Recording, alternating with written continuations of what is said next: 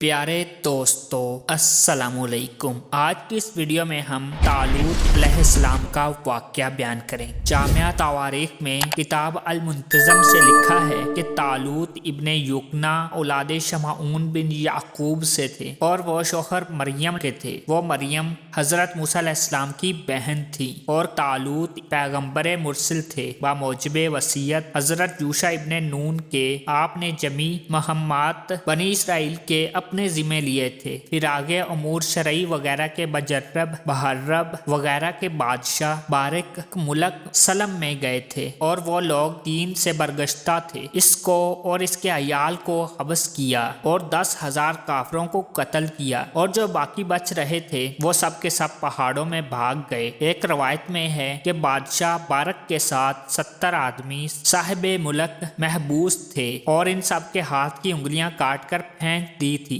और रोटी को इनके सामने तोड़ तोड़ कर डाल देते थे और वो मिसल कुत्तों के औंधे होकर मुंह से उठाकर खा लेते थे। इसी तरह इनको ज़लीलो ख्वार करके मिस्र में लाए। चंद रोज के बाद यू सादिश नाम अपने बेटे को कायम करके इंतकाल फरमाया। कससुल अंबिया में लिखा है कि तकरीबन 60 बरस के बाद बनी इसराइल मिस्र में आए। 40 बरस तक इस दिया मज़कूरा में है और इनके 20 बरस जहाद में गुजरे। इसके बाद मिस्र और शाम और मुल्क में जाकर सुकूनत इख्तियार की और अब तक इनकी औलाद इन मज़कूरा मुल्कों में मौजूद है। तो प्यारे दोस्तों, आज की वीडियो अगर आपको पसंद आई है तो इसे लाइक करें, शेयर करें और चैनल को सब्सक्राइब नहीं किया तो इसे सब्सक्राइब करें और साथ ही बेल के आइकॉन को लाजमी प्रेस करें ताकि हमारी नेक्स्ट आने वाली वीडियो का नोटिफिकेशन आप तक बाकायदगी से पहुंच सके। अल्लाह हम सब का हामी और नासिर हो।